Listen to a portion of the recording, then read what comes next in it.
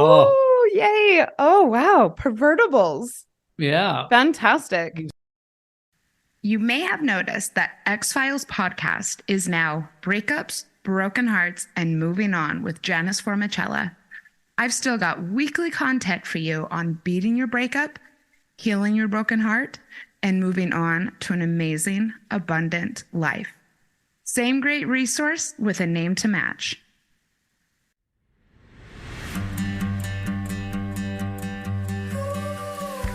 Welcome to Breakups, Broken Hearts, and Moving On with Janice Formichella. I'm Janice Formichella, a breakup coach passionate about supporting others to learn from their breakups, overcome loneliness, love being single, and see the end of a relationship as the beginning of a magical, sexy new chapter in life. I am here each week to share with you the tools that I have learned through my own painful breakups, through hitting rock bottom more than once, and through working with people all around the world to heal their broken hearts. If you are looking for hope and strength to move on from your breakup and resources to enjoy your new life, you are in the right place, and I've got your back.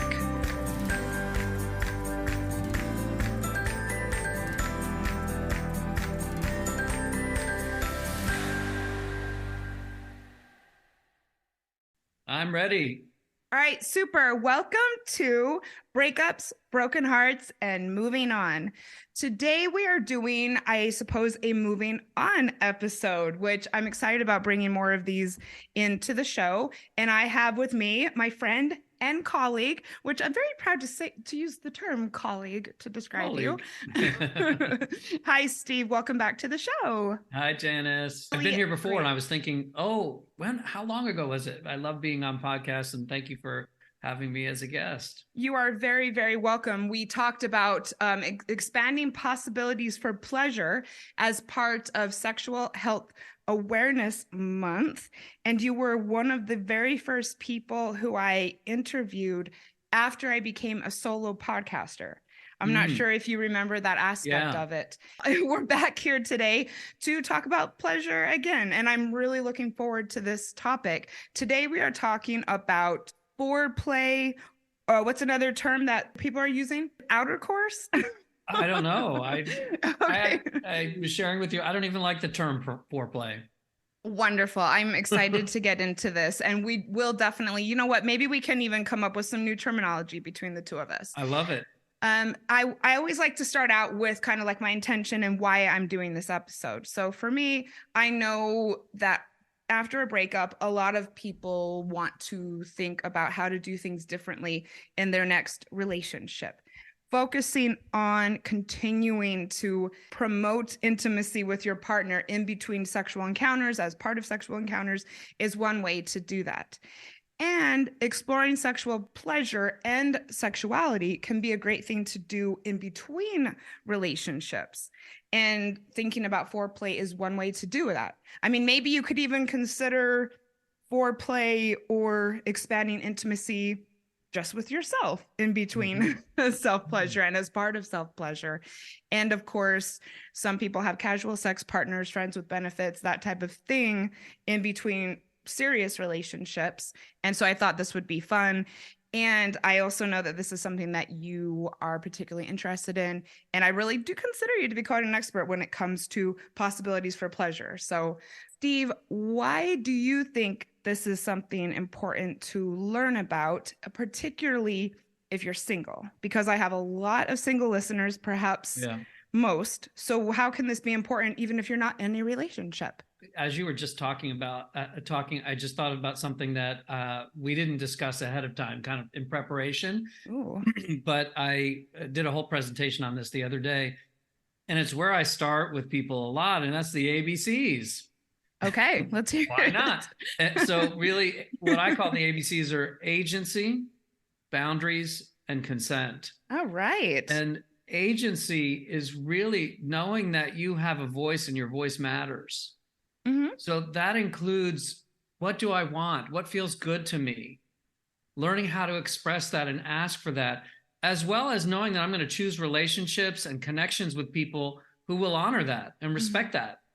And knowing when I haven't, when I've chosen people or relationships where they don't honor my voice, I feel constrained with this person. I don't know how to ask for what I want. So really our relationship with ourselves and our own pleasure starts here, not in, once I do find a partner. I got to know, what do I like? You and I, we both talk about self-pleasure a lot. Like that's a great place to start. Like, because until I know what I truly like, what feels good to me, I don't know how to ask for it or express it to a partner. And then the B, ABCs, B is boundaries. Knowing what is a no for me, where I say, that's a no for me. And that might change from time to time. You might be a really clear no forever around certain things. Yeah, I don't like to be blindfolded. Okay, so there, I do. You have a partner that likes that. It's like, well, that's not a thing for me. It's not on the table. Yeah. So there might be some very clear no's. There might be some no's that have some room in there. Like there might be some people who are like, generally, I don't like to be blindfolded, but I might try it, but that's not you. And then there would be what I call the C's, consent. What are your yeses? And then there's hard yeses, like, hell yeah, I love that. Or like, gee, I'm not sure, but I think I like it, or I've liked it before. And then there's what I call embodied consent, which is in the present moment. Like right now, I want to have my back scratched. Ooh, but okay. Maybe not later. Yeah. And I'm taking notes, everyone. That's partially why I'm being slow to respond. Say that again. I'm taking notes. This is great. And I noticed, so we have agency, we have ABC, agency, boundaries, consent, but then you jumped to E with embodied consent. So we got to get a D in there somewhere. Oh, thank you. Oh gosh. I've never thought of that. Because I've always considered embodied consent just a part of, so I'm going to look for a D. Okay. I'll think about it.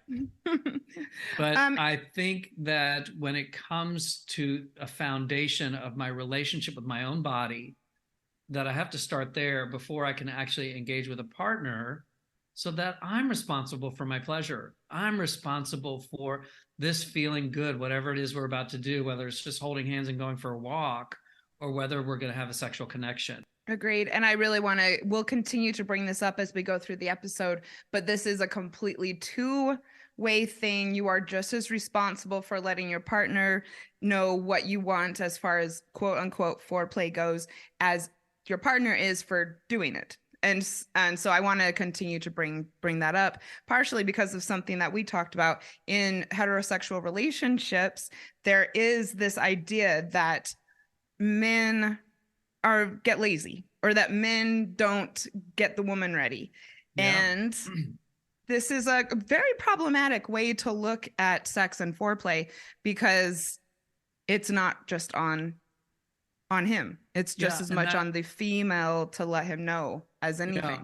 And that actually puts the responsibility on, and like you said, it's become a cultural narrative that goes back a long way, where the male or the leading partner, if we want to look at non heterosexual, all relationships, the partner who leads, and in a dynamic of a relationship, there might be people taking turns, or there might be one who leads and the other one is a more submissive role or a more receptive role. So the partner who leads, and we can keep it heterosexual if you want, the male, and because that has become a meme in our culture, is lazy or doesn't listen or doesn't know what to do. That makes them responsible for their partner's pleasure. Well, also, they may just be doing what always has worked. Before we started recording, I was telling Steve about how when I was married, and especially the last maybe year and a half, 2 years, I did what I've come to learn many women do, especially in marriages, which is I would purposely go to bed before him. And if I hoping to be asleep before he got to bed. And, this is a little embarrassing to admit, and I'm definitely being vulnerable with this, but I just know that this is such a common dynamic in marriages particularly. And sometimes if I wasn't asleep when he came to bed, I would start to dread it over like the later the relationship got, because there would have been nothing to prepare me for a sexual encounter, but yet he'd come to bed and almost like immediately go for it. And I would often just go along with it. Yeah. But I have to say now, knowing what I know, this had been a pattern in our relationship for so long that Yeah. he just like, well, this works. Yeah. So why wouldn't he? Oblivious. And, Yeah. and then this partner should read my mind and know that this doesn't work for me. Yeah. So let's get more and more into it. So I Absolutely. guess before we totally get started, what Excuse do me. we mean by foreplay? And I Mhm. want everybody to really pay attention, because part of the issue that Steve and I are going to be talking about today is that we've got to change these definitions. We need to maybe even toss this word completely out. We need to stop thinking about it as an appetizer and a main course, and penetration versus everything other than penetration. The way that people think of it often is sexual acts that lead to intercourse. This actually came from WebMD, which bummed me out a little bit. Wikipedia says foreplay is a set of emotionally and physically intimate acts between one or more people meant to create sexual arousal and desire for sexual activity. Can we pause there for a second? Oh, yeah. Because I actually think that's really useful. Okay. Because couldn't that be holding hands? Mm-hmm. Couldn't that be me sending you a text?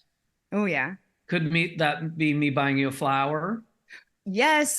Couldn't that be you making me dinner or you giving me a hug? What the action is almost irrelevant, but the intention is where the real power is. And is the intention mutual? If I'm intending that I wink at you as a way to flirt and arouse you, and you're receptive to that, then we're aligned, and we're both like now playing together. Have you ever gotten turned on by something completely non-sexual and nothing overtly sexual, and all of a sudden you're feeling aroused? Of course. Yeah, or something even non-intended. I mean, today we're going to be talking about intended actions. But yes, definitely, I have. Sometimes even when I see my partner talking and the way that he commands a conversation, Yeah. I do. But I wouldn't really consider that to be foreplay because he doesn't know. But I think what you're saying is actually this wiki definition is not that bad. In fact, the Wikipedia page goes on to say, although foreplay is typically understood as physical sexual activity, non-physical activities such as mental or verbal acts may in some contexts be foreplay. So whoever is editing the Wikipedia page for foreplay, nice work. And then we go back to Merriam-Webster and things get a little problematic again. And their definition is erotic stimulation preceding sexual intercourse, which is what I don't like about it. Is I did quite a bit of research for this, even went on Google Scholar, listened to some other podcasts, which I will link in the show notes actually. And I have to say, Steve, almost everything that I either listened to or read referred to either intercourse or penetration. And that really bummed me out. So this is a segue into why are these definitions, or why is that way of thinking about foreplay so problematic and outdated and holding both couples and individuals back from actual sexual pleasure? Yeah. Well, from my experience, it takes pleasure and puts a script to it. Every couple or individual might have their own particular script, but it divides the experience as, and I use the example with you, like, you go to dinner and then there's the main course and everything else is just an appetizer. And it's not as exciting. You're really preparing for the main course. Yeah. Or I used another example. If you go to a concert and there's the opening act, some people skip the opening act, or they're still settling in their seats or at the bar getting a drink, waiting for the headliner. So it creates an experience of sex being, penetration being the thing that it is, that it's all about. Whereas really, it's all pleasure. Yeah. What if me stroking your earlobe is as pleasurable as climaxing? What if we could attune our bodies to pleasure that way? Then when you're going for a walk and holding hands, that's foreplay. Back to what I was saying, if your intentions are aligned about we're going to explore some erotic connection. There's also platonic touch when the intention is like, we're going to hold hands and go for a walk just to hold hands because it feels nice. Okay. There's affection. But then there's the shared intention of, okay, we're going to play erotically today. We're going to explore pleasure.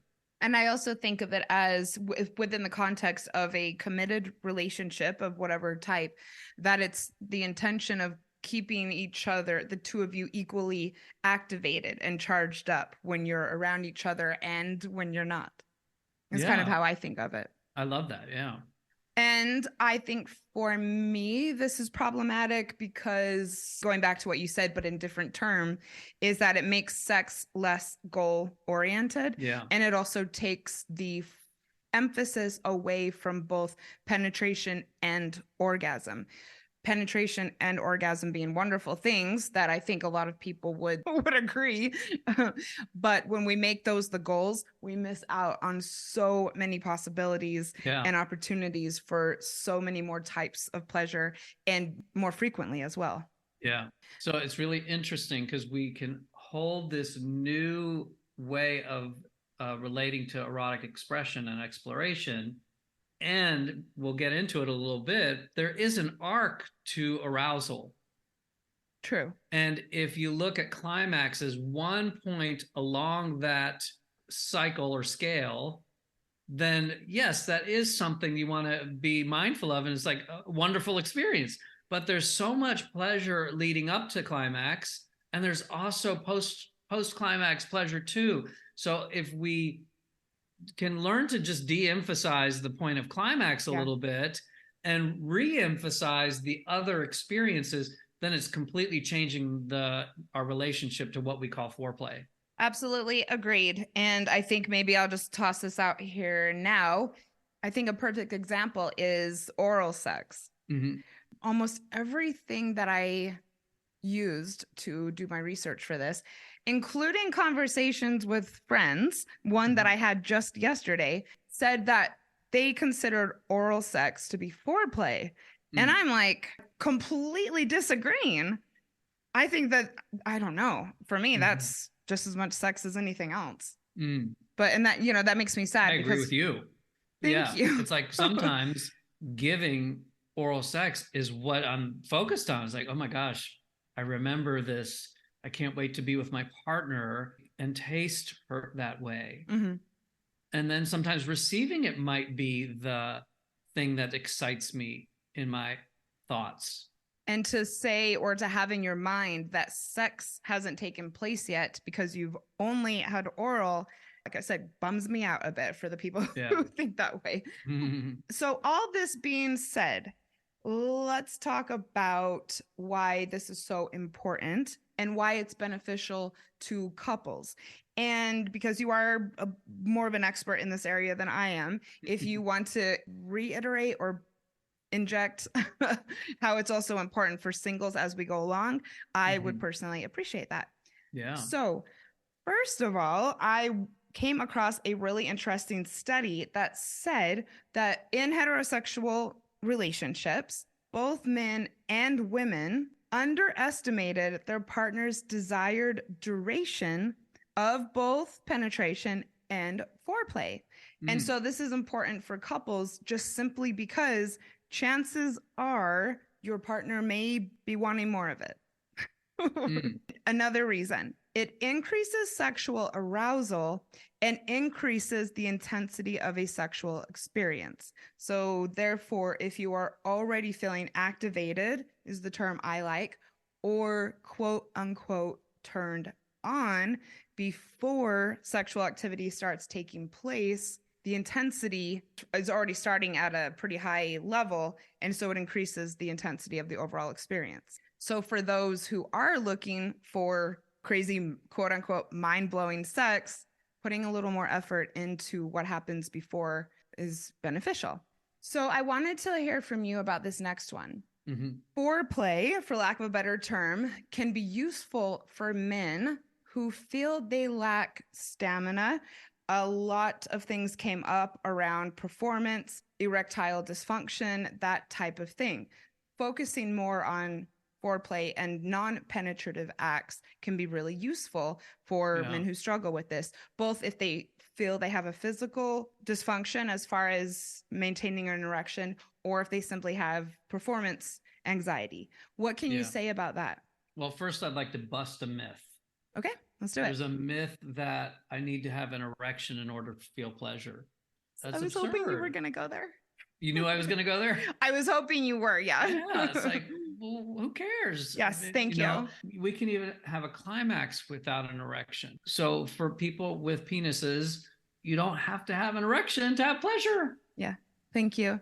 I mean, there's so much that could be said about that, but really for a lot of people, that's going to be novel. It's like, what are you talking about, Steve? Yeah. And so, maybe we could do next Sexual Health Awareness Month. Maybe we can do an entire episode on erectile issues. Is that the correct term to use? Okay. Yeah. And I have some colleagues that recently did a whole thing on soft cock massage. Okay. And pleasure without an erection. Ooh, and pleasure is not an erection. Okay. More notes, everyone. It's not necessary. It's not required. What's required for pleasure is to have nerves. Anywhere. Yeah, true. You can stroke your earlobe. I know this is the second time I've mentioned earlobes. Steve's got a thing. But that could be pleasurable. You could stroke your arm and that could be pleasurable. It's all about attuning your body. So if we could look backwards at our own relationship to sexuality, most of us, not everybody, but most of us learn about sexual pleasure under this cloak of shame. Like, I've got to keep it hidden. In our adolescence or pre-adolescence, we have to hide it. It's not talked about in our families. It's not, religion as well. For a lot of people who grew up in Christian households. Yeah. So there's already this shame around it. In fact, children stimulate their genitals, and it's not the same as masturbation. It's self-soothing, it's pleasurable, it's stimulating, but it's not connected to eroticism until our adolescence or pre-adolescence, when we connect, oh, that's sex. And we already know, though, there's something about it I have to hide. Most of us. There's something about it I need to do privately, or I'm not allowed to do it, or I shouldn't do it, or God will strike me down if I masturbate. Whatever it is. That's how I was raised. Most of us inherit that. And therefore, what that creates in terms of self-pleasure is the path to pleasure or climax is quick and quiet in a straight line. So if this is the time axis and this is the pleasure axis, it's a straight line. Because we have to get it out of the way because of the shame and because of hiding. Yeah. And typically, because of our physiology, that's easier for people with penises to travel that pathway quickly. If they're hard. Well, if they have an erection, then it is typically, given our physiology, people with a female body, it generally takes longer for engorgement and for stimulation to reach climax. That's not always the case, but that's the generalization. And therefore then formulates later on, when we are with partners, that becomes the template for how we engage sexually. I know how to get myself there. Yeah. And it's quick and quiet. And in many cases, it's more stimulation, faster stimulation, more pressure will get me there quicker and quiet.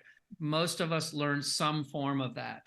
For people who use vibrators, that can become, they're conditioned to only be able to climax with a vibrator. For people with penises, faster and harder. Yes. The way I learned when I was just learning to masturbate. So we don't have much variety when it comes to exploring pleasure. And we wonder why sex is so fast. Exactly. And that's why we're talking about this, because we're going to expand and expand and expand what we think of as both sex and intimacy. I also think when it comes to lack of stamina, erectile dysfunction, performance anxiety, that the more that you can focus on preparing your partner ahead of time and turning them on ahead of time, the less you may struggle with some of these issues, because you'll see how turned on they are more often. You said something or just a moment ago that segues perfectly into my next point, and that is for vulva owners. Foreplay and continuing to have your partner activate you can actually be very effective for preparing the vulva and the vagina for penetration. Because for people who do want that, that can be, I can say from personal experience, extremely effective. Can we talk about that for a second in terms of what's happening physiologically with people who have a vulva and a vagina? Please. Is with arousal, there is engorgement. Just like with a penis getting engorged, blood flow increases to the labia, and the whole pubic area gets engorged. It gets lubricated. The uterus actually shifts position. I never really thought about that, to be honest. Yeah, so that it actually shifts position, so that penetration, and women often communicate that their hips become more relaxed and open. Mm-hmm. So there's a whole preparation. As your body warms up, you feel like your skin becomes more flushed everywhere. And this is true with people who have penises too, blood flow, and the release of lubrication. So it's, a great way to start to know when if penetration is going to be part of the exploration of this particular engagement, that, when I'm prepared and when I'm not. 1,000%. It's something so good to think about. I mean, really, I think another misnomer about the female body or vulva owners is a lot of vulva owners have orgasms in their sleep. It doesn't, because you can actually, be thinking about something sexual and come that way. And so it's really important to know how important this is to very constantly water your relationship. Let's talk about how foreplay improves communication and overall intimacy and bonding between partners. Do you have anything to say about that? Yes. And what comes to mind is it's really useful to start to see that when we engage erotically, there's times that I'm going to be doing something to you for you. There are times that I'm going to be doing something to you for me. Mm-hmm. And vice versa. There'll be a time that you're doing something to me for me.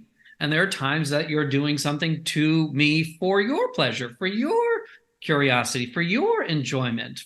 So when you are exploring erotically with a partner, and I think I shared with you the analogy of sports. If we use sports for an example, there's game day. That's where we're improvising and playing, and it kind of goes back and forth with those four modes. I'm doing to you for you. I'm doing to you for me. And so it's kind of just ebbs and flows. That would be game day. But what would you ever on any sports team have game day without practice day? Yeah, I like that a lot. And with practice day, there's two parts to it. There's when we're in the locker room talking about the plays. Mm-hmm. And then whereas when we go scrimmage and we make some mistakes and we learn some things. So most of us don't look at sex that way. We think that all the things that I knew about sex from self-pleasure and masturbation, which we talked about earlier, is a straight line, goal-oriented, quickly and quietly. Whether you are a male body person or a female body person, most of us are focused on getting somewhere. And I use that template. That doesn't leave any room for exploration. So I always encourage people who are with partners to have a practice day. Yeah. And start communicating. What are the things that you like, that you already know that you like? Here are some of the things that I like, and maybe even demonstrate. And then watch and learn. It's like, oh, wow. So that's how you like that. Mm-hmm. Oh, that's what feels good. Mm-hmm. And then you take all of those things and then you scrimmage. Yeah. If you don't like sports analogies, we could use music. You learn the notes, you learn the music, and then you practice, but it's not performing for the symphony. It's like practice day. Mm-hmm. And you start and stop. It's like, wait. The woodwind section was off there. Let's go back and do it again. Well, I mean, and some people may even like the rehearsal phase more than the performance has. I've had multiple partners who are in bands, and I can say they look like they were having a lot more fun when they were rehearsing than they did when they were in front of an audience. Yeah, because you can make mistakes. Mm-hmm. I mean, when you're playing, if you think about play, as children, it doesn't matter if we make mistakes. So how can we map, and it's all filled with wonder and curiosity. How can we map that way of learning onto our erotic exploration when we're adults? you know, and sex is so serious. It make mistakes? Yeah. Yeah, I agree. And we're going to talk about this later, but sometimes even scheduling it in and making time for the play. So I think that some people find that to be quite prescriptive and dull, but you're showing each other that you're prioritizing this and you build up anticipation. And I think that when you have it scheduled in, you can learn new things about how to arouse your partner, like in the moment, when it's kind of like, well, we have to do this because it's scheduled and we've committed to doing it, rather than, oh my God, we're both, turned on and we're going for it because we're already turned on. Yeah. So when we think about, yes, sir. Can I just highlight that, because that is a very common thing. Like, oh my gosh, we're taking all the spontaneity out of sex. Thank you for saying that. No, it's just temporary. Yep. It's just for practice day. We're going to put it back in on game day. Yep. So there's lots of room for spontaneity or the romance. Again, when we're expanding here, possibilities. So romance, seduction, spontaneity, that we're not throwing it away. We're just bringing in practice day because we never had practice day. It's kind of like showing up for a performance and you've never played the guitar before and they hand you a guitar. If there what? If there is anyone coupled listening, I hope you are taking notes because this is so good. And I know that a lot of people do desire companionship. So just everybody take note, because this really does. And it adds so much trust, which we'll talk about. And it's not just inside the bedroom, which we're going to get to. There are lots of mental and verbal things that go into activating your partner. And when we do these things, perhaps even when we're not together, the phone is awesome for that.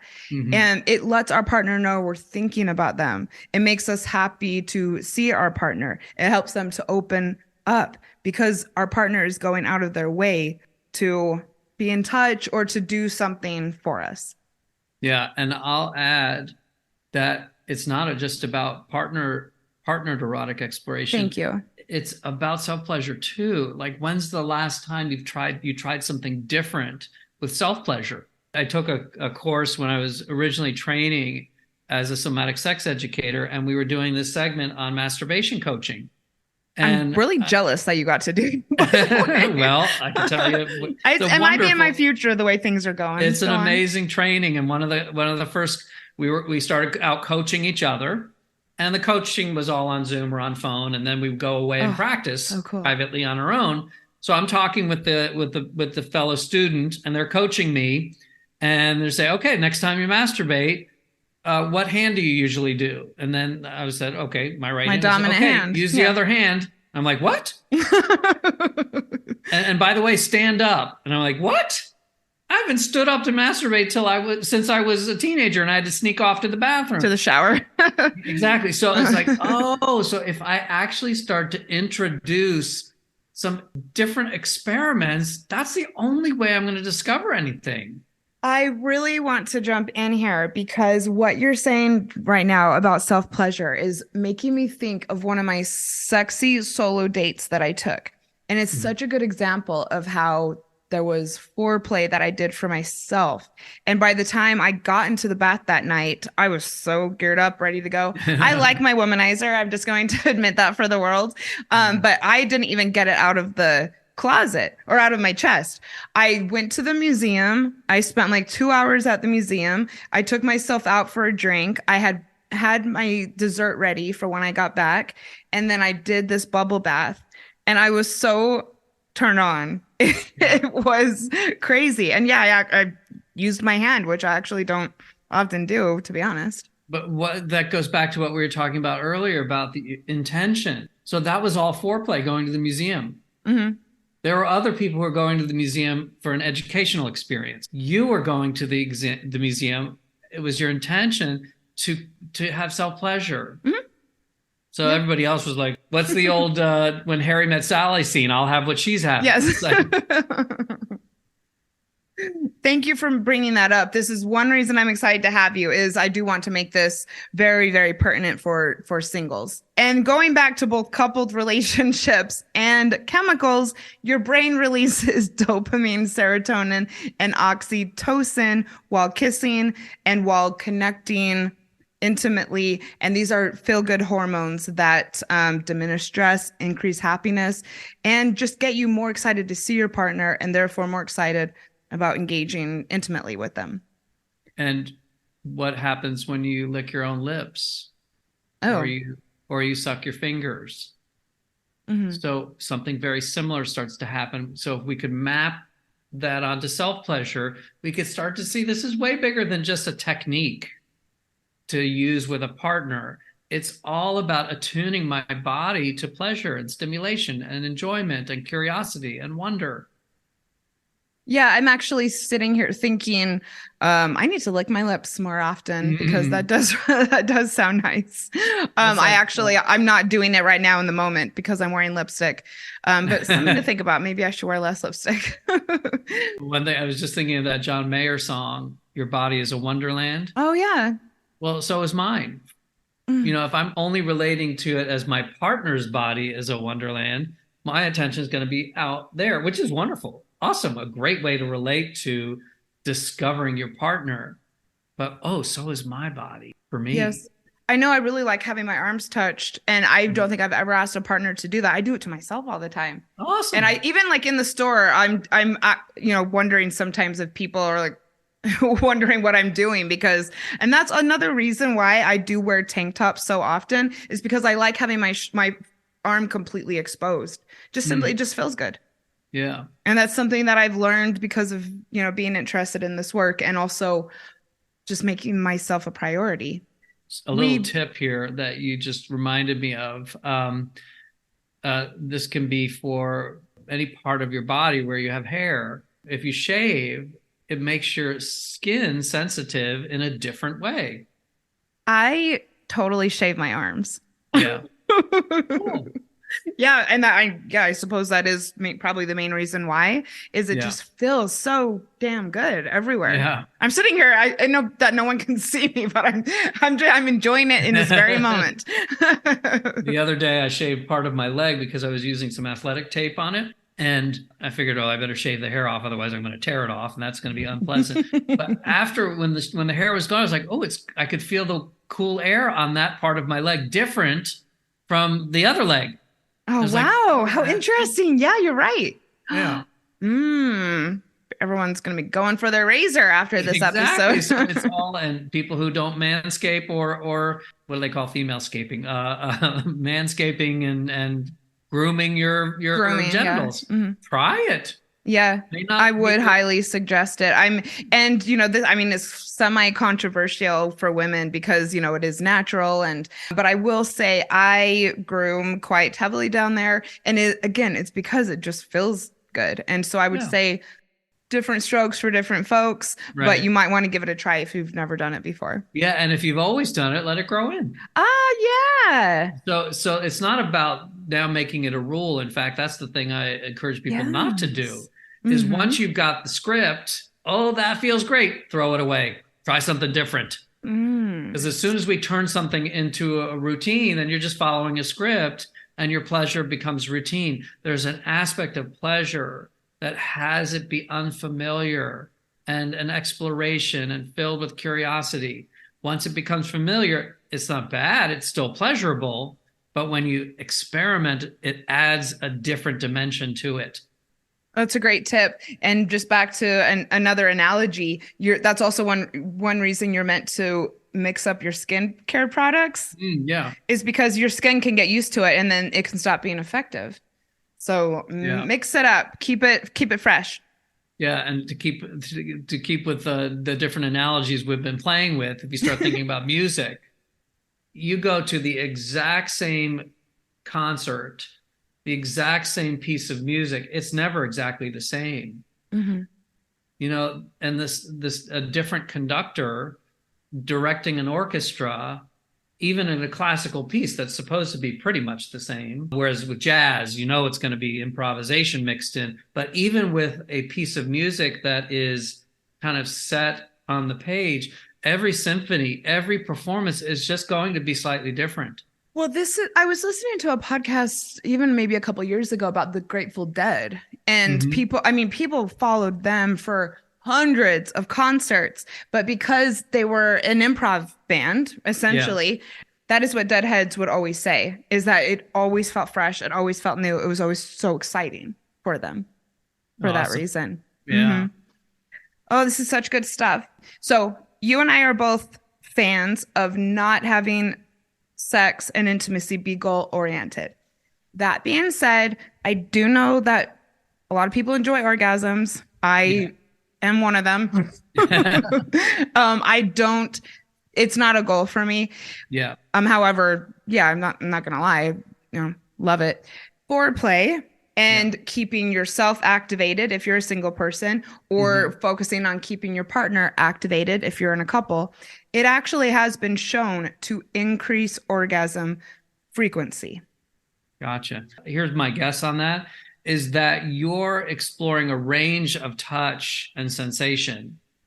So your body is becoming acclimated to feeling more and more pleasure, which is having you come up the pleasure cycle higher and higher into more stimulating or erotic experiences and closer to climax. So I would imagine if you're familiar with traveling the pathway to climax, while at the same time knowing there's not just one trail up the mountain, there's many trails up the mountains, and you're kind of exploring the whole range, you're still making more and more of your pleasure centers available for climax. And just to add to it, there is a place for goal-oriented sex. Okay, thank you. I think it's overemphasized, and there is a place for it. Everybody loves climax. We're not anti-climax. Yeah, exactly. Let's not throw it away. It's like, wait, what? I think also when you're already at a heightened level before you begin, the physical sexual act with someone, including with yourself, that you might be more likely to quote unquote get there, just because you're already, when it comes to sex, there's the mental arousal and there's the physical arousal, and more emphasis on foreplay really does merge the two, making it more likely that you'll climax. Yeah. And there's also something about climax that can be somewhat of a surprise. It is the point where your body... I'm blushing over here. There's a point where your body involuntarily responds to stimulation. So I often use a scale of 0 to 10, just as a way to mark and be mindful of what you're experiencing in your body. So 0 would be, I'm not aroused at all. 10 would be climax. So where am I in this cycle? And you get to around 9 and you're at the point of no return. It's like, because your body is so stimulated and it's going to take over and take you into that involuntary experience where you're having contractions and ejaculating and you're in this state, but there's so much pleasure from 0 to 9. And I almost hate to have it be a scale this way. Like, what if it's a scale this way where it's all pleasure? Right. And we stop saying 10 is the best part. And then I hate this when people call it finishing. I want to pull my hair out when people call it finishing. Yeah, totally. I never thought about that, to be honest. Because after 10, there's still pleasure. Yes. Yeah. Being held after I climax, in some ways feels just as pleasurable. Yeah. And let's just stop marking it as the end and, have it be the be all end all and just saying, oh, this is just a point along the continuum. And there may be several moments where it's like a peak of involuntary pleasure. And there are moments of deliberate pleasure and deliberate stimulation. Like I was saying, there are those surprise moments where, oh, I didn't realize there's this spot here that's got so much stimulation, because as we get closer to 10, we focus more and more on our genitals. Well, who's to say you can't have a climax from stroking your nose? I don't know. Some people can. I'm not aware of that, but mazel tov to. Yeah, I'm actually thinking. It was my birthday a few weeks ago. My partner took me on holiday, and he came and picked me up, and we fooled around a little bit, but we definitely wanted to get on the road. And there had already been, this intention before he came to pick me up of, getting excited and sweet texts. And then we had, this interaction before we left. And then all day long, it was just, it was just wonderful. Definitely, lovey-dovey. And then once we got to our Airbnb, we were fooling around. And seriously, I think I must have climaxed within like 2 minutes tops, because it had been like all day long, this buildup. And I wasn't even really aware of it. I didn't know that there was this buildup taking place, but it was, actually totally awesome and really food for thought. And I knew that we were going to be doing this episode, and it was definitely in my mind, like this is one reason to do it. I didn't need to climax, but it was a really cool experience. Yeah. Well, that goes back to what we talked about earlier, is you had an aligned intention to have your time together have some sort of eroticism.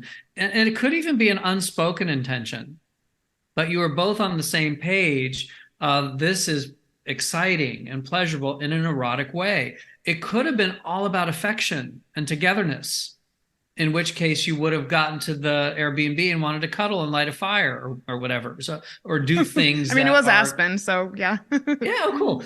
So the experience could have been an either spoken intention or unspoken intention that it be about tenderness. People have a either spoken or unspoken intention around life events.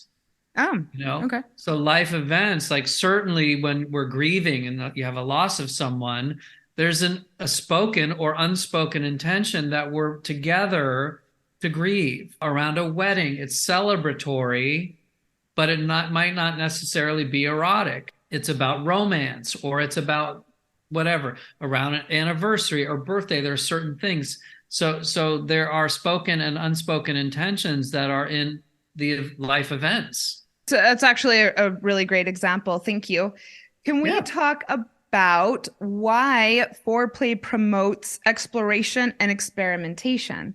Because, and this is again going back to someone who may be listening who has gone through a breakup recently.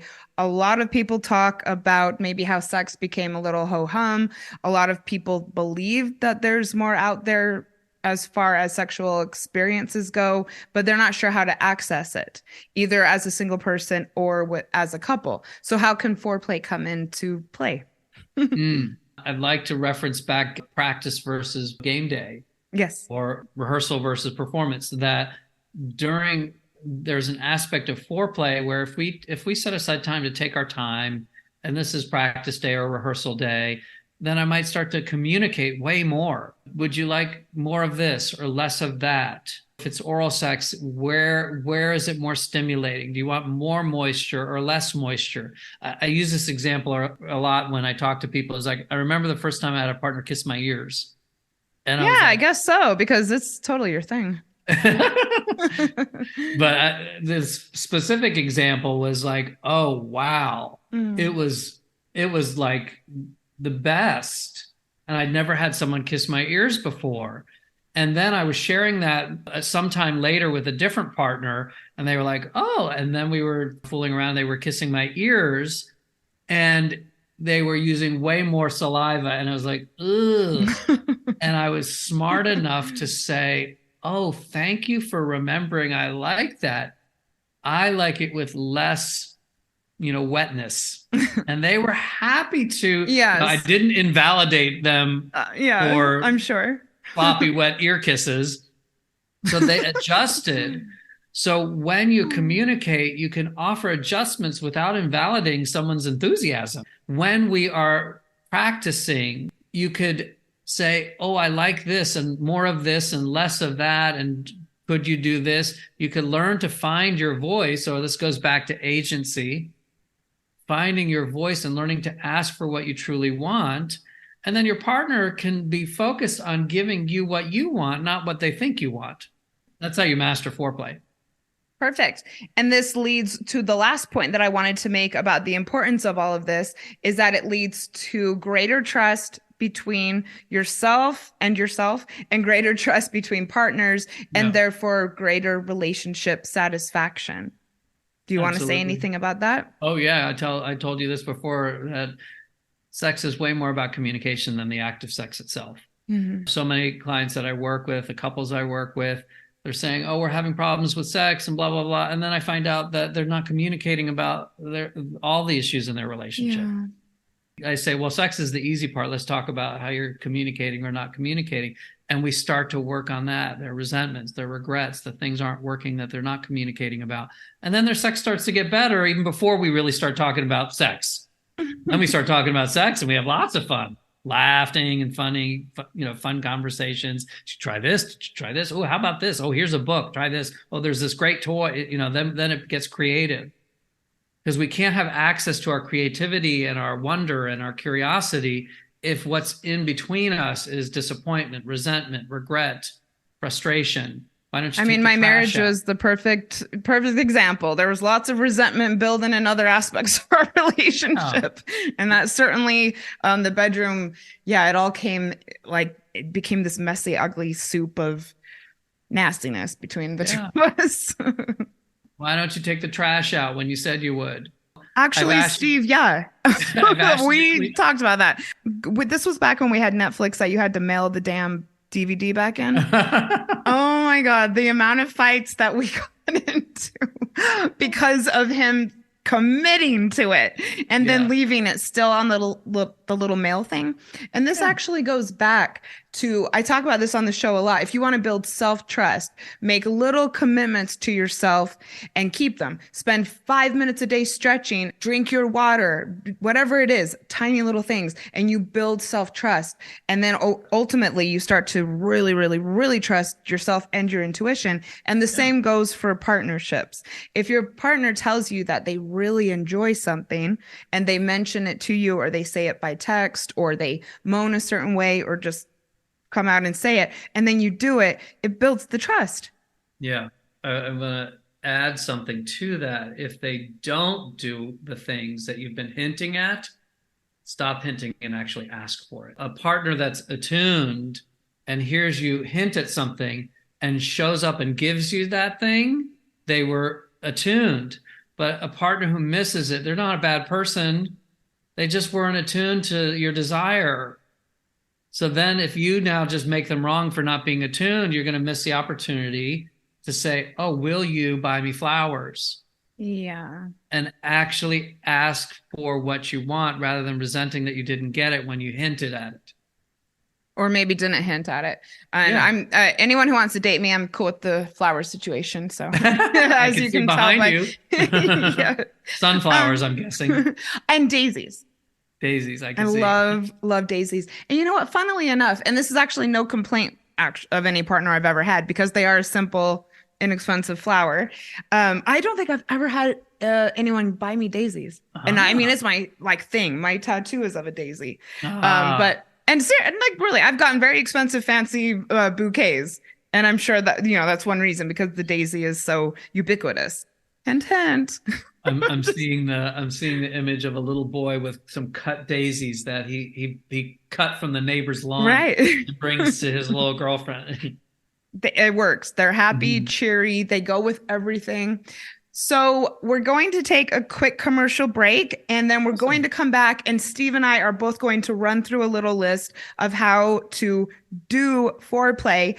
And you know what? We're halfway, or more than halfway through the episode. I don't have another term yet to use, so we're just going to run with it. We'll keep calling it foreplay for now. Keep calling it foreplay activation. I'll be really quick. Don't go anywhere. How about instead of calling it foreplay, we just call it play? I'm on board. I'm on board with that. Yes. You're absolutely right. Let's do it. I don't know. We'll keep looking for the right term. Welcome back, everybody. This is Breakups, Broken Hearts, and Moving On. I'm really excited about the name change. So Steve and I were just saying to each other, maybe just calling it play would work. So we're going to play with that. Before we get into how to do foreplay, how to play, I follow Sex with Emily. I think that she is great. And on her social media yesterday, she had apparently interviewed someone named Elise Lonan, who I'm actually not familiar with, but there was this lovely quote on her Instagram, and it said, "Our bodies are portals. Lust is the invitation to enter." And I actually thought that really applied to this episode. And I think that when we build this with ourselves and when we build this with our partners, that we are giving the invitation for more. And so I wanted to point that out. Our bodies are portals. Lust is the invitation to enter. And that is by influencer Elise Lonan. Yeah. I'd love to expand on that. Why just lust? What about curiosity? What about playfulness? Well, don't you think when you're curious, or wait, I mean, I think curiosity and lustfulness, or curiosity and lust, I think that kind of goes hand in hand. I think I probably need one to have the other, personally. What do you think? Yeah, I'm sure they're definitely connected. Lust, desire, curiosity, wonder. I haven't used the term lust a lot. I'm going to sit with that and let it ruminate. Okay. Because lust, for me, lust is always associated with sex. And when I talk about sex in general, I'm more focused on pleasure, which to me seems like a broader expanse.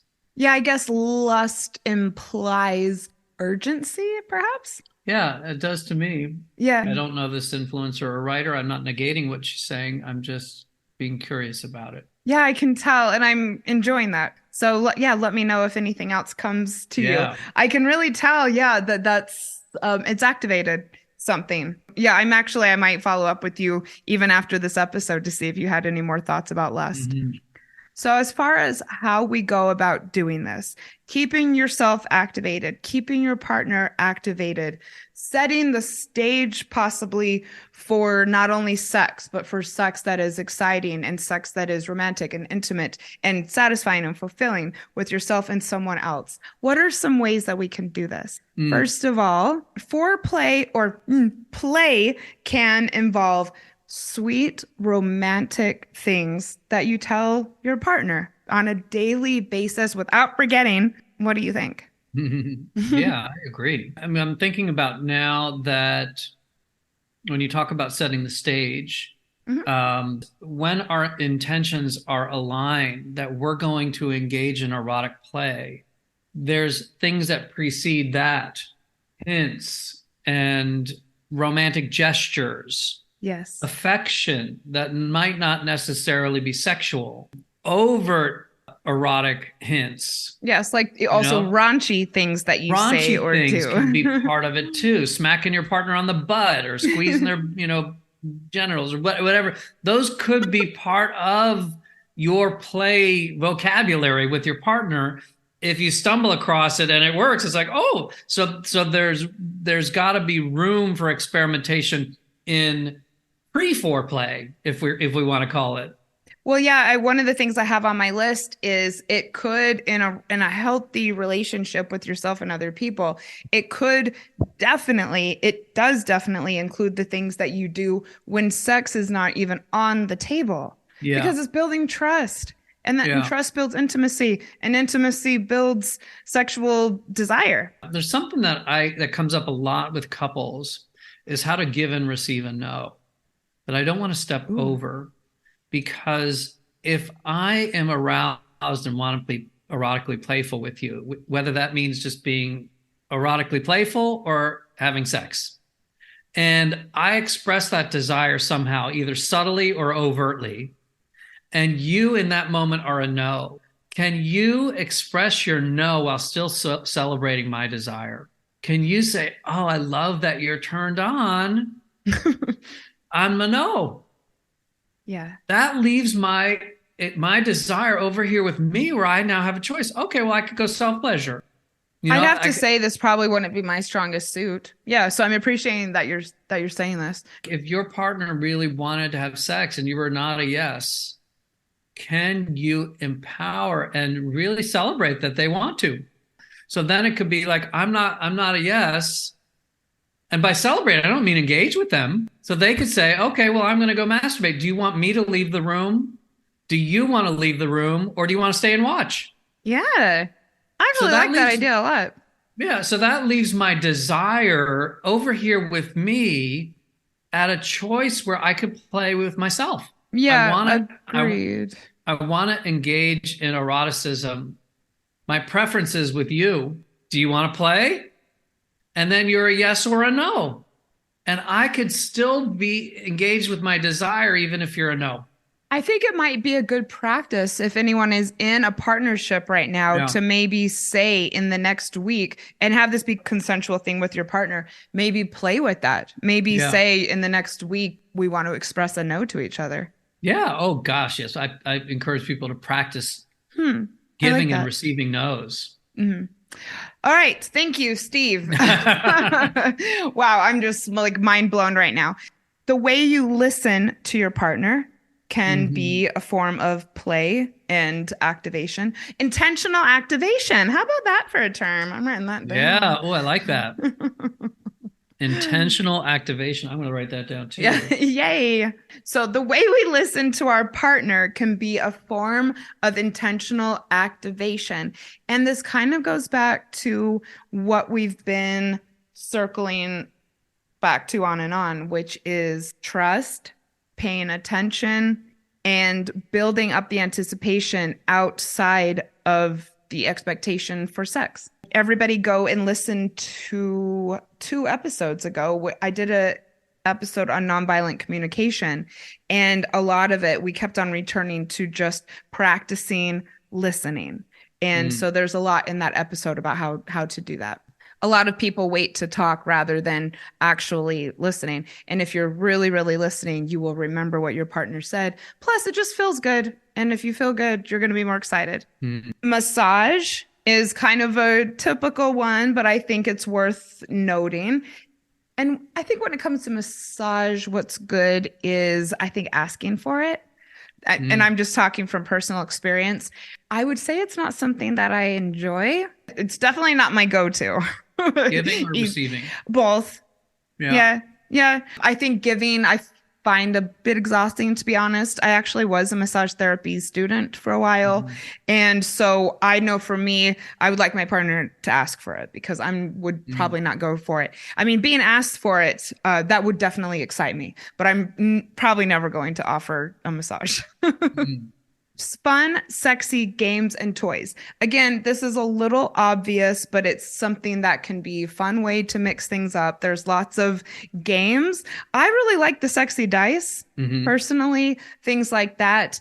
Playing with toys. Some might consider that to be sex, but I think it's all intertwined. Shopping for toys together, maybe buying a toy for your partner, whether or not you use it together, can be a great form of foreplay. And look, I'm just throwing it out there. Gifts in general, or actually not just gifts, but learning your partner's love language and then trying to speak it. I thought of gifts because that's my love language, but for other people, it's going to be the other love languages. And I think, get the book, ask your partner to take the quiz, find out what their love language is, and then really make an effort. So I'm actually on Dr. Gary Chapman's mailing list. Each week, he sends out a newsletter with different ideas of things that you can do for your partner based on their love language. And it's fun. If you're making an effort to do that, not only is your partner going to be just generally happier, they are going to see the effort that you're putting in. And I think that that is a wonderful way to build intimacy and anticipation. I love that. I have a couple here that I was thinking of. There's something that one of my colleagues coined the term pervertibles. Revertables? Pervertibles, pervertables. Oh my goodness. What that is everyday objects that could be used in a sexual way. So you could create a special date where you go to the 99-cent store with your partner and you each walk up and down the aisles choosing things. Yeah, exactly, a little ruler or a wooden spoon. I And just you pulled out each, my ruler, everyone. there you go. You each have $10 or $5 even, and you go buy some things in the What? 99-cent store. You're both there walking through the 99-cent store, excited, knowing that this is foreplay, and everybody else is just buying a wooden spoon for cooking. Oh my God. That is awesome. That is such a cute idea for a date. Oh, Oh, yay. Oh, wow. Pervertibles. yeah. Fantastic. You start to get creative in the aisles and giggling, and everybody else is, what are they giggling about? Oh, that's so great. It makes me actually think the other day I was scrolling on Instagram, and I actually shop a lot on Instagram, like vintage stuff. And I was scrolling through, and someone was selling some old wooden handheld mirrors. And as I was scrolling through, I was like, damn, she's selling paddles. Because, I'm more kinky minded. Yeah. And I'm like, that just goes to show the viewer, because I was so taken back by the fact that she was selling paddles. And I looked a little closer and they're just handheld mirrors. But, it could have been a pervertible for me. Exactly. Though I'm not sure if that would be the safest pervertible. A handheld mirror. Break. Yeah. Be safe out there, everyone. What else you got for me? Naked cuddling. Oh, yeah. Naked cuddling. Yeah, you're right. With no agenda. No agenda, but just skin to skin contact. And how good that feels. Yeah, I think this is one reason I suggest and encourage people to sleep naked. I think that it builds just sensuality with yourself if you're sleeping alone. I mean, the feeling of sheets against naked body and compared to wearing some pajamas, which I just can't, I don't understand. I don't get pajamas.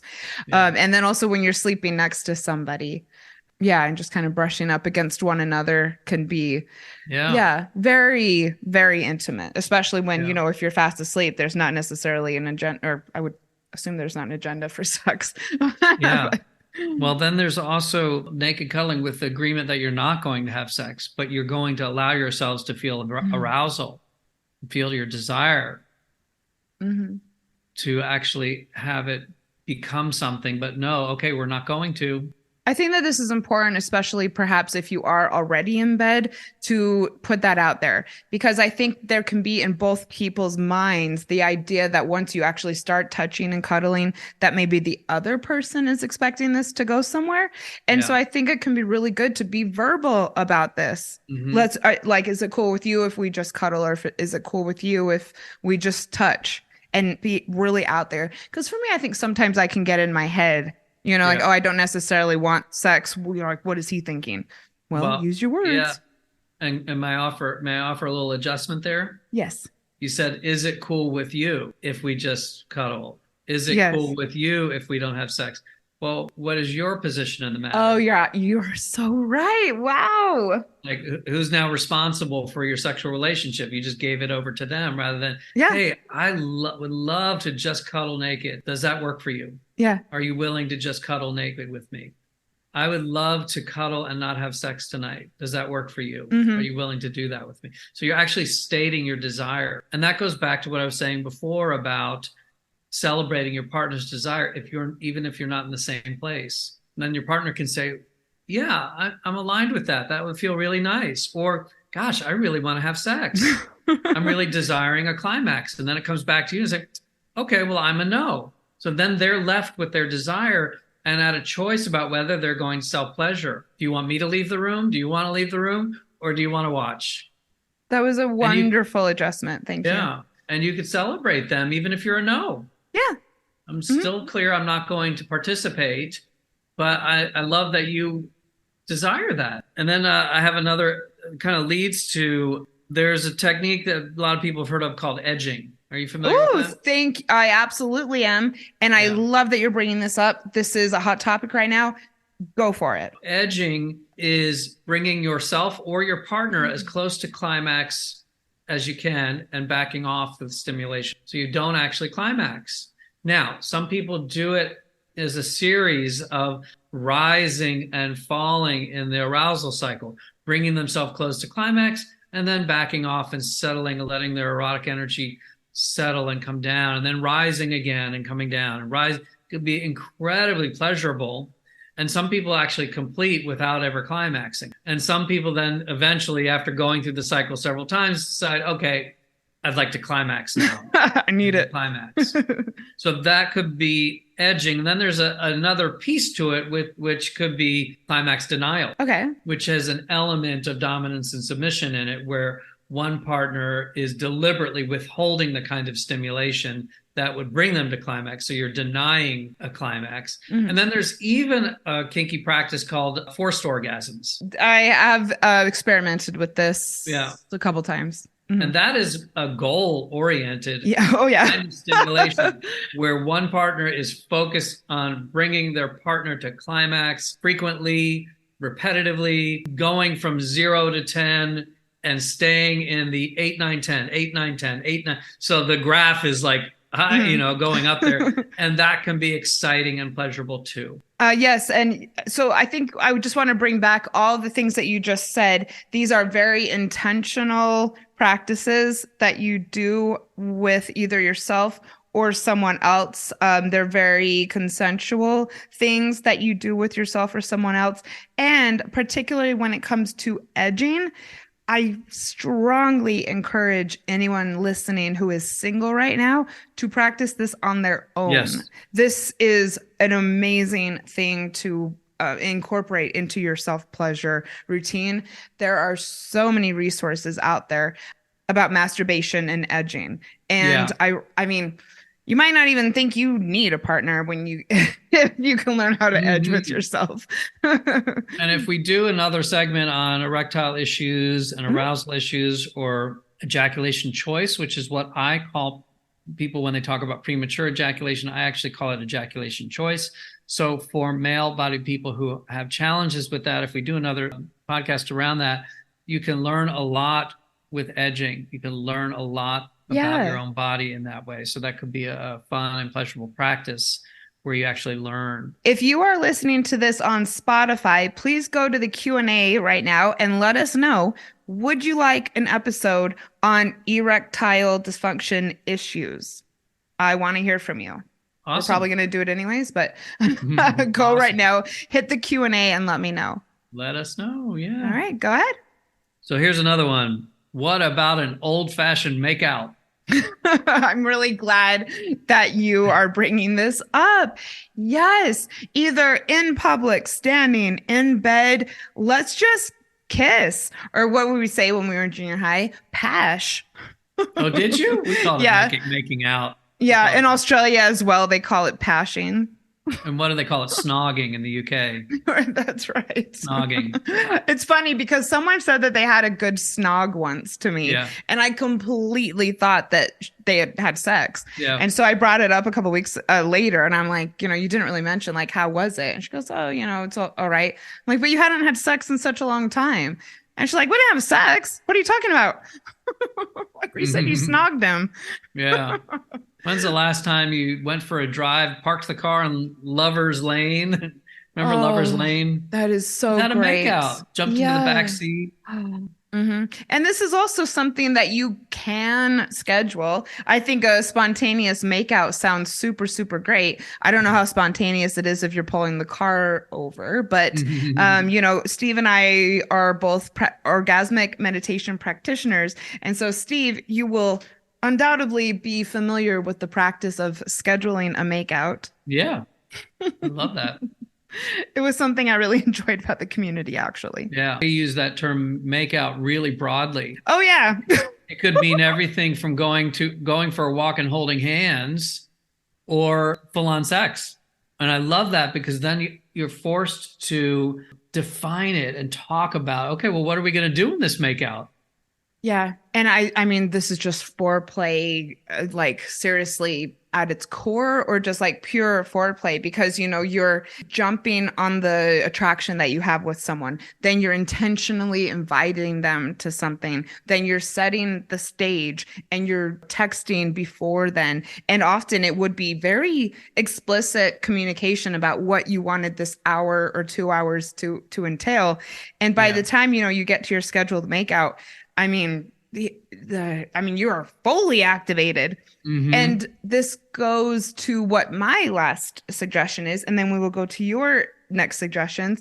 And that is, and I will say that I particularly want the penis owners out there to pay attention to this, and that is preparing the room for sex or intimacy. If you intend to use your bed or your bedroom for intimacy that night, that day, that weekend, putting a little effort into setting the physical stage or setting or making the environment conducive to that can go a long way in both people becoming activated.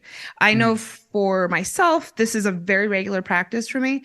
If I'm having someone over with the intention or expectation of a sexual encounter, I will almost always turn down the covers. I have a nice duvet. I don't really want to have sex on top of it. And then that puts in my head that this is happening. Every time I walk in there, I see that the bed is prepared. And then when they come over, they kind of see that.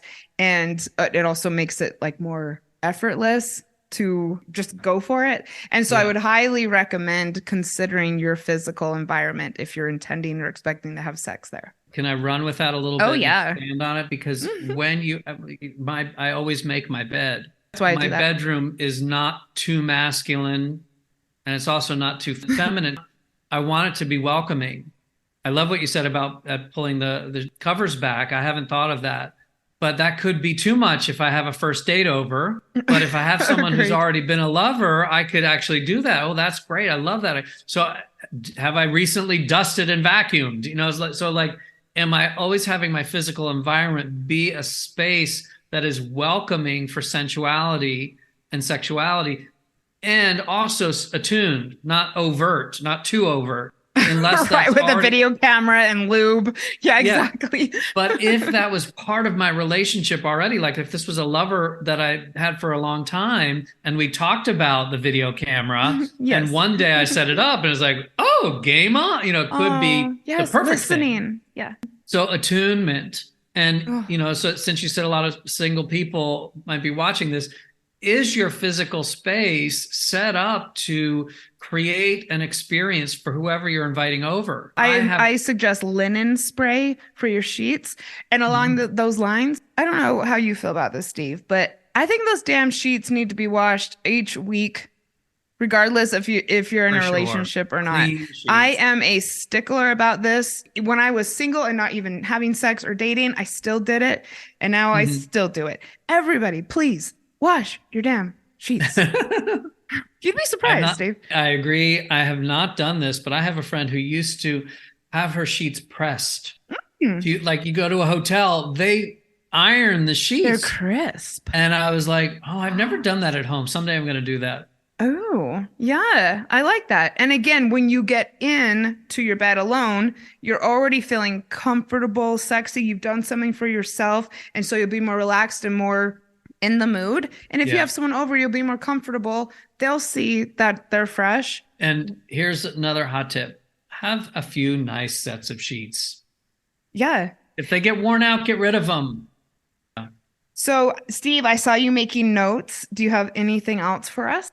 I can't believe I haven't said this yet. This is my top tip for anyone engaging erotically with themselves or a partner or partners. Yes, we got to be clear on this. We're very inclusive on this show. Is the be-all, end-all suggestion, advice, hot tip that I say all the time. Sometimes people listen. A lot of times people do not listen. Slow down. Oh, yeah, you're right. We haven't mentioned this. Take your time. It allows for so much learning, especially on practice day. Yeah, I think this is important because in the media, in porn, in movies, in TV shows, the things that are depicted that so many of us are exposed to from even a young age do show often, if not most of the time, this really harried and hurried sexual experience. And sure, it's reality. People want that.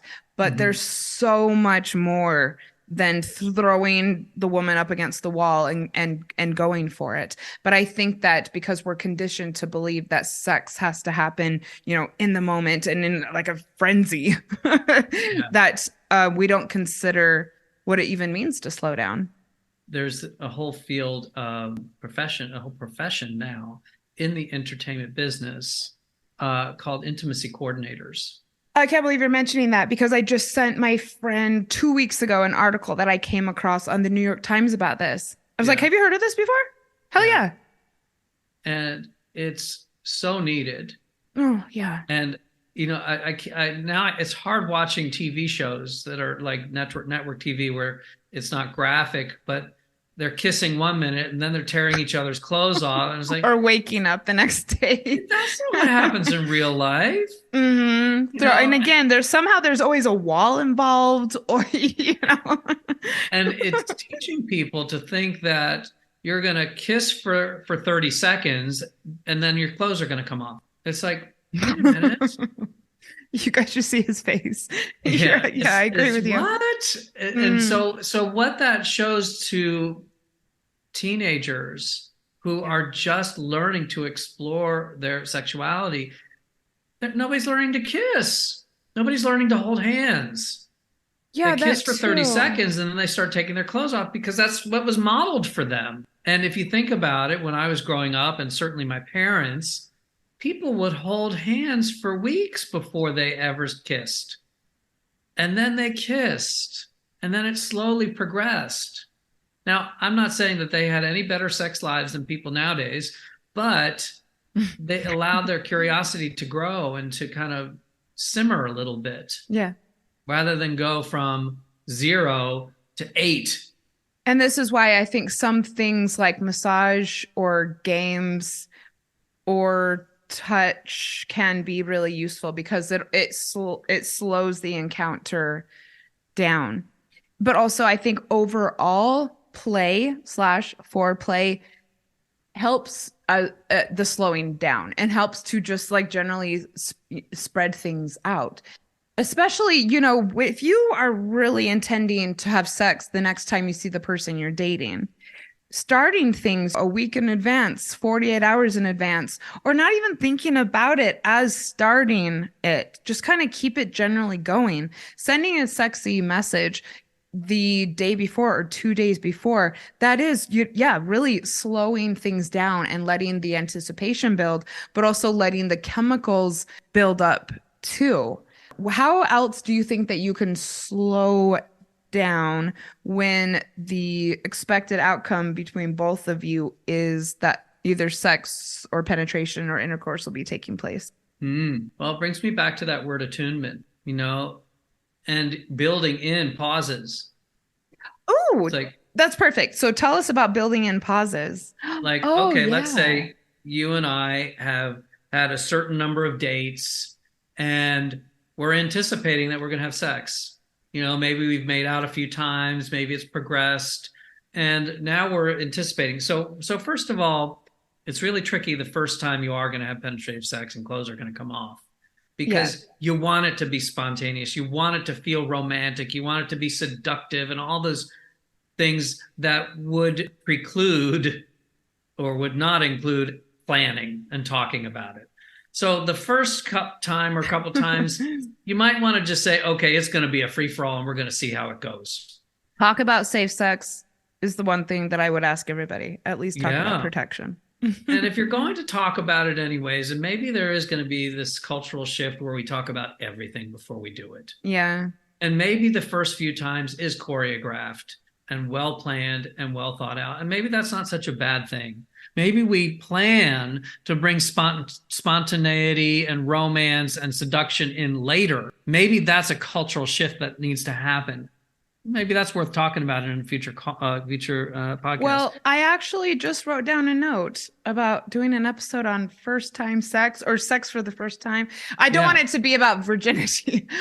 Just because I'm not an expert on that. But yes, I actually think that would be a good episode, because I've spoken with so many people who are dating again after a breakup who really struggle for so many reasons having sex with a partner for the first time. So let's circle back to that.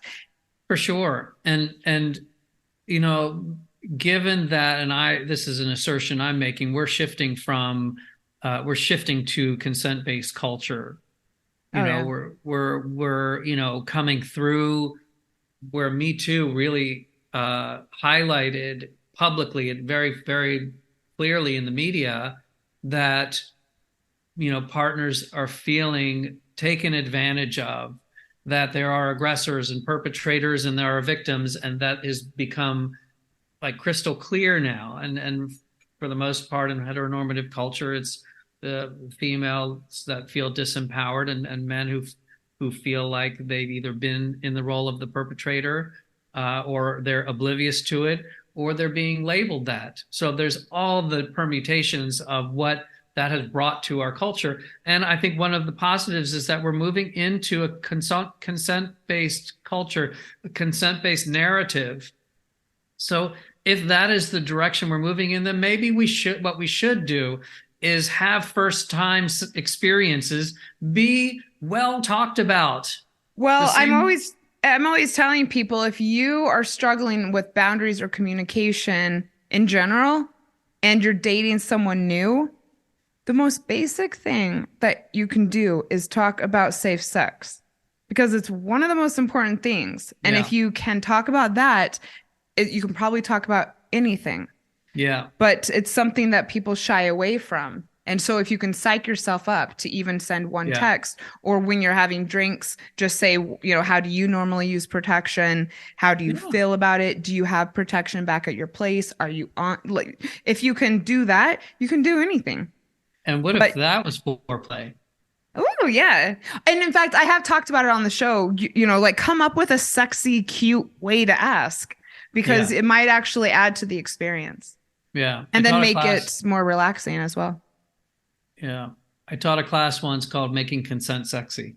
What if we had these what if we had these conversations be fun and playful? And what if we talked about sex and we laughed about sex? And we talked about it, and we talked about previous foibles and faux pas that we've done and our partners have done. And oh my God, the time that we fell off the bed, we were doing everything wrong, and laughed about it. But one of the things I invite people, I wrote this down, to eradicate from their speaking is he or she is such a bad kisser, or he or she is such a bad lover, or they did this, or they didn't do that. And look from a different perspective. Because if you could look at your past experiences and see that you weren't responsible for something, they weren't a bad kisser. They just didn't kiss you the way you like to be kissed. And you were too scared or lazy to tell them how you like to be kissed. So if you're willing to confront your own fear, embarrassment, uncomfortableness, laziness, then you will never, if you're willing to confront that, you will never have a bad lover again. Our pleasure is our own responsibility, whether or not we're in a relationship. I agree with that, including when it comes, not especially, including when it comes to foreplay. Yeah. To play. Play. So Steve and I really wanted to talk about aftercare as a form of foreplay. We were going to touch on it and then do a follow-up episode. At this point, we're going to leave it for today, but I want everybody to please make sure that you're following Breakups, Broken Hearts, and Moving On, because we are going to do a follow-up episode on aftercare, afterplay, what it is, why it's important, how it's a form of foreplay. So please, we're going to get that scheduled soon. Steve, what do you want to leave us with? First of all, in case you don't notice by now, I love my work. I love supporting people in their exploration, whether it's around their erotic exploration or their relationships, or just a relationship to themselves and their own personal growth. So if anyone, just from being on this podcast or listening, feels connected to me and wants to reach out, they're welcome to do so. And I always do a free consult with people to see if we're a good fit. If you're single or in partnership, Steve's work is very, very expansive. Can you maybe, in a very quick nutshell, because I know you need to go, how would you work with singles on expanding possibilities for pleasure? Yeah, well, we do a lot of talk about self-exploration, self-pleasure, knowing what you want. I think one of the fundamental things, whether I'm working with an individual or a couple or someone who's in a couple, is finding your voice, knowing that your voice matters, finding relationships and connections with people where you know your voice will be honored and appreciated and valued. And noticing when you've chosen those kinds of relationships that don't honor and value it. What's happened in your past, and why you've been drawn to that. So it's always a wonderful exploration. And one of the key things about my work with people is that it's guided by them. It's guided by their curiosity, their desire to learn, their desire to explore. It's not like I follow some protocol or lesson plan. People come to our conversations with the things that they find challenging, with the things that they are curious about, where they want to grow and expand, problems they might have. And it's all free for all. It's like we go where they're curious. We even talk about their relationship with their parents or their family or their history. Whatever emerges in sessions is fair game for growth and learning. How can people get in touch with you? And everybody, please go to the show notes. Steve is a very well-respected person in this industry, in this space. I happen to know that because I have colleagues who have high respect for him, and I've also been working with him for a while. So if this at all activates you, turns you on, if you're curious, go to the show notes. I will make sure that you can get in touch with Steve. How do you prefer people reach out to you? Email is always great. They can email me at steve@theremedyonline.com. So theremedyonline.com. They could find me on Instagram. I'm not very active on Instagram, but you can still find me there. And it is, what is my Instagram? My Instagram is Steve_Osgard. Is that me? I am going to link to it. You can just go to the show notes, give it a little click, get in touch with Steve, and activate your life. Yeah. And it's always fun to be with you. So thank you for having me. And I love to share about my work. I do all kinds of fascinating stuff. You certainly do. I'm really appreciative of you coming on. Thank you so much, Steve. Thank you to everybody who listened. Thank you to everyone who's supporting the show. Thank you to everybody who's supporting the name change. If you liked this episode, I would love you to let me know by leaving me a 5-star rating and review on Apple. You can also DM me and just let me know what you thought of the episode. If you're going through a breakup, hit me up. I'm here for you. And I will see you next week. And Steve, I will see you numerous times, I believe, in the next month. But we're coming back here for multiple additional episodes. I think the next one we're going to do is going to be on aftercare. I think that would be a great follow-up. We're going to do edging. We're going to do first-time sex. We're going to be doing, let's talk about consent. So everyone keep your eyes on this space. And I am sending you strength for the week ahead. Awesome. Bye. Bye.